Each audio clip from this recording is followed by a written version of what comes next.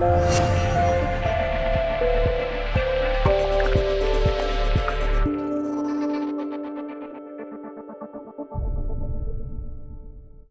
welcome here, Jasper van der Maarel, at the Bitcoin Wednesday evening, where we're going to discuss a favorite topic and a really interesting topic. It's the Mimblewimble protocol and the Grin community who built, based on that protocol, an entire new blockchain platform. And you're one of the council members of Grin. So welcome here, and happy to have you here. Yeah, thank you. I'm happy to be here and give a talk about this exciting new technology. And yeah. Exactly, because there are many questions about Mimblewimble, right? And also about the Grin community. Yeah. And going forward. It's not so very known, not so very popular, but maybe first you start with yourself. I mean, can you say something about your history? How do you come into this space? Sure. And what your role is in the Grin community? Yeah, so my education is actually in physics. So I did a master's in physics and now finishing up a PhD in subatomic physics. And so I have a quite heavy background in mathematics, which allowed me to study the Bitcoin protocol and other cryptocurrencies on a technical level, let's say. And so already a couple of years ago, I discovered the existence of a Bitcoin, and then, you got hooked? Yeah, exactly, yeah. Going into the rabbit hole.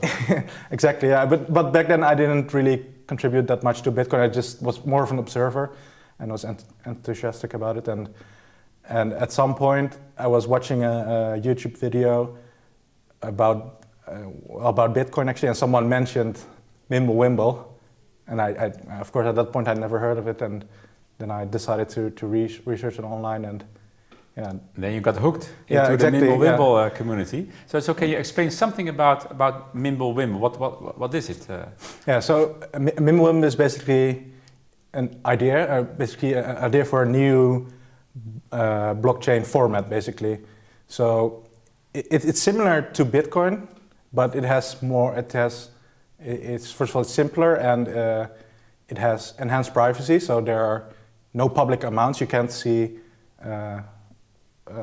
how much everyone is transferring, and there are no addresses. So you also can't see who is transferring to whom, but you can still verify the whole blockchain. Still, that there's no new coins being produced, basically. And these are all exciting elements, right? In this kind of protocol. So anonymity, and transaction speed, I suppose. But let's go to Mimblewimble. I mean, sure. Everyone is asking themselves, why Mimblewimble? Well, what does it mean? Yeah, okay. So you're asking for basically a history lesson. So yeah, back in 2016, I think there was this anonymous guy who posted on a Bitcoin chat channel, basically, where a lot of the developers and cryptographers hang out, and he posted a white paper explaining this new idea, and he called himself Tom Elvis Jedusor, which is an anagram for Voldemort in the French Harry Potter books, and yeah, so he dropped that paper there and basically left after that, and then the people in that channel were trying to figure out, is this idea real, and what can we do with this? And so, for example, Andrew Poelstra took this and then studied it further and expanded further on it and wrote another paper on it. And yeah, basically that's how it got started. And yeah, so throughout this whole Mimblewimble and Grin, there's a lot of references to Harry Potter things, basically because this guy chose that, or this person chose that to take on a Harry Potter related name. But so, for example, also the Mimblewimble name itself is related to Harry Potter. But and what does it mean, Mimblewimble? Yeah, it's a tongue-tying spell in Harry Potter, so it prevents you from speaking about something, which is relevant for a privacy coin. Exactly, a tongue-tying spell is something so you cannot talk about something which is anonymous. Yeah, but to be honest, I mean, I kind of like the Harry Potter reference, but we don't want to overdo it because the technology on itself is good enough to. Exactly. It doesn't need this. But this person is interesting, right? So it's analog to Satoshi. Yeah, certainly. So could it be the same? Maybe I don't have any inside information on that, but technically it could be, sure. Okay, but going to Grin, right? So there was this paper, it was dropped, and Repulsta moved it forward. And then how was Grin established, the Grin community? Yeah, so a couple of months after the Mimblewimble paper was dropped, another anonymous person, this time with the name Ignotus Peveril, which is again Harry Potter related, announced basically that he is starting this open source new blockchain, which is called Grin. This is basically implementation of Mimblewimble. So Mimblewimble is just basically an idea. You need a lot of stuff around it to build it into a complete blockchain, and that's what he announced. And then over time, more people joined the project, and we have a lot of contributors right now, and it's completely open source and completely, there's no business interest behind it. It's just built by the community. So give me a view about the size of the community of Grin after it gets started, and what the size is now. Yeah, so when it got first started, it was basically just one person announcing his project, and over time this grew, and there are, I'd say, 5 to 10 really active contributors, basically committing a lot of code, and then there's a wide distribution of people who contribute occasionally, basically, and it's whenever they feel like they have something to add, they add new stuff. And I heard you also had a community event, right? Yes. Last month or 2 months ago in Berlin. Yeah, exactly. In November we had the first Grin conference, GrinCon we call it, which hopefully will be a yearly event. But it was the first time that all of the core developers basically got together and first time met each other, and they all gave a talk, and including me. And it was a really fun event, and I was quite surprised at the turnout. I mean, we announced the project or the conference like 1 month in advance, and still there were maybe 100 people there. Okay. Really awesome. So about the unique elements of Grin, about Mimblewimble protocol. So you mentioned anonymity, etc. Yeah. So how does it differentiate against, for instance, Monero or Zcash, which is also an anonymous coin, right? Sure. Yeah. So I would say that a large part has to do with scalability. So basically, both in Monero and Zcash, the transactions are way larger than we have in Grin. And another thing is that the cryptography we use inside Grin is, let's say, way simpler. It uses the same assumptions as, for example, in Bitcoin. While if you look at Zcash, they have way more difficult cryptography, which also comes with more assumptions on the safety of these things. So, but when there's a more complex cryptography behind a certain coin, I can imagine that the strength of the anonymity is higher. Is that the case? To some extent, but in some cases it might be that there is some unknown problem or exploit or whatever that we only figure out later because there's maybe less research, maybe it's a less well-researched subject. So there's a balance between those two, yeah. And one of the things I like about Grin or Mimblewimble is that the assumptions are really, really simple. There's no extra thing compared to Bitcoin, but it's way more elegant and exactly. Pretty. Simplicity is good, right? Because that makes coding much more easy to do to increase the functionality in going forward in the future. So besides anonymity, what are the other unique elements of the Mimblewimble protocol? Yeah, another big thing is basically scalability. So I can give you some numbers if you want. Yeah, so, give me some numbers about how many transactions per second, for instance. Well, the transactions per second is maybe you can get 10 transactions per second. So it's not orders of magnitude better than Bitcoin in that sense. But for example, currently the Bitcoin blockchain is about 200 gigabytes. So if we added on top of that the same privacy as Grin has, so basically we hide the amount, the size would grow to roughly 700 gigabytes. Mm-hmm. Now if we took the same amount of transactions on Grin, that would only be 70 gigabytes. So it's basically a factor of 10 less space. So It In would terms of storage, but Yes, who exactly. cares about storage?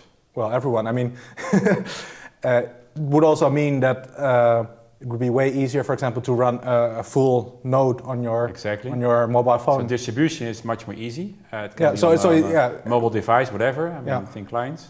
Yes, so I think that's a big plus. But in addition to, of course, the increased privacy, which is very important, I think. And we know that there are companies in the Bitcoin world that specifically try to de-anonymize every transaction, which is way harder to do in Grin. I mean, I'm not saying it's impossible, but I think already at launch we're doing a way better job than, and there are more improvements we can make. Okay, so anonymity is a big plus for Yeah. Mimblewimble and Grin platform. Also about scalability in terms of anybody can run a full node. I mean, it's not so heavy than other protocols. So the distribution amongst devices, the number of people who can run a full node will be much larger because of the lower size. Yeah. So there's a second advantage. Are there more plus advantages? Well, for personally, what I also like about Grin in specific is that it's completely community driven, right? So there are a lot of blockchain projects out there that there's basically a big company or a big group of investors behind it that pays them. But of course, in the end, they want a cut from the coins. Don't you think this will happen here as well? I hope not. I mean, so far, I mean, Grin has been in development for a little bit over 2 years now, and yeah, so far there's no. Okay. I mean, I'm not saying there shouldn't be any companies doing stuff around Grin, but I'm saying the basis should be free and open and built by the community and not by some business interest that's controls the chain. And you're a real leader in this community, right? So can you describe a little bit? Yeah, you're underestimating yourself, but still you are a good member of the community. You're also building stuff for the Grin community. So what is the scope of work you're doing? Yeah, I'm mostly doing stuff building on top of Grin. So one of the things I recently did is cross-chain atomic swaps, which basically allows you to trustlessly trade between Grin and Bitcoin or Ethereum or whatever on the other side, and you can exchange between those two parties without an intermediary necessary. And it's basically secured by the cryptography of these blockchains, which I think is a really nice feature. And so I basically wrote the software for that and did the first tests and basically proved that it is possible in Grin. Okay. And now we're developing that further and possibly integrating that into one of the wallets that's upcoming. Yeah. So the on-ramp and the off-ramp is really important, right? From, let's say, so to say, the fiat cryptocurrencies, the Bitcoins, Ethereums, towards, let's say, the Grin currency and going back. So that's a very important ramp on, ramp off element in this. So that's what you're working on. So the question, of course, going forward to the future is when will the ICO be happening? No, like I said, there are absolutely no ICOs, no pre-mines, no pre-sales, nothing. Grin will launch on or around the 15th of January of 2019, it's the beginning of next year. And the only way to get Grins is basically by mining. And I'm really excited for the launch, but at the same time, you should also recognize that Grin is definitely not finished. And I personally, and I think most of the devs see this just as another step in the development, right? So even after we launch there, we still need to do a lot of stuff. Yeah, it's an ongoing journey, right? Yes, exactly. Yeah. And even on the research front, there are cryptographers doing really interesting research, which might be possible for us to implement in the future. Maybe not now, but maybe in a year or so. Or so, what would you advise our viewers? Let's say, listening to this story about Mimblewimble, about the Grin community, about, let's say, having a separate blockchain with unique elements like privacy, scalability, etc. What would you advise them to do in the next year, going forward, 2019? Yeah, so, if you just heard about it and you're now excited about Grin, the first thing I would just recommend is looking up different Grin communities. So we have, for example, a Gitter channel where a lot of the devs hang out and a lot of other community members. But there are also, for example, Telegram groups or Discords or a lot of community channels. So just hang out in there, and then of course you can download the software. I mean, it's open source, so you can just download, compile it yourself, and run it and play around with it, and start mining. Exactly. Yeah. So if you have some GPUs lying around, then you can definitely. So when I start mining and I earn some Grin, what should I do with it? Whatever you want. I mean, use your platform to translate it into Bitcoin, or? I mean, maybe, but I mean, our hope is, of course, that at some point Grin will be used as a real currency, right? Not just a store of value, but basically as a way for people to transact without any banks and because of the increased privacy, it's much harder for censorship and stuff like this to exist. So our hope is that it will be a real currency. Exactly. But these things, I also acknowledge that these things take time. It's not from one day to the next that everyone is using it and every shop in the world is accepting it. No, so that's a good vision, right? But we'll have to take it one step at a time, basically. Yeah. And looking forward towards the other anonymity coins like Monero and Zcash. Will it replace Monero or Zcash in the future, you think? Looking forward in the next 5 years? I don't think it will necessarily replace them. Because, I mean, like I said, some of them might have they have different assumptions, but it could be that in some cases you might want to go for that specific type of coin. It really depends on what you're doing, and okay. But I definitely think there's room for expansion, right? Yeah, I mean, I just see Grin as a big experiment. You know, Mimblewimble is a really exciting technology, and we just want to get this out there and build on top of it and do all kinds of cool stuff with it. So the voice out is to the shout out is to the, let's say, developers who are looking for an exciting project to get their hands on and to be part of a community, a thriving community, going to the Grin site. Yeah, but so even just a regular person who isn't a developer, you can still participate. Of course, I mean, we want this to be for everyone. So you can just join these communities and read about Grin. But specifically, we're also looking for developers always, of course. I mean, it's an open source project, which we can always use more people.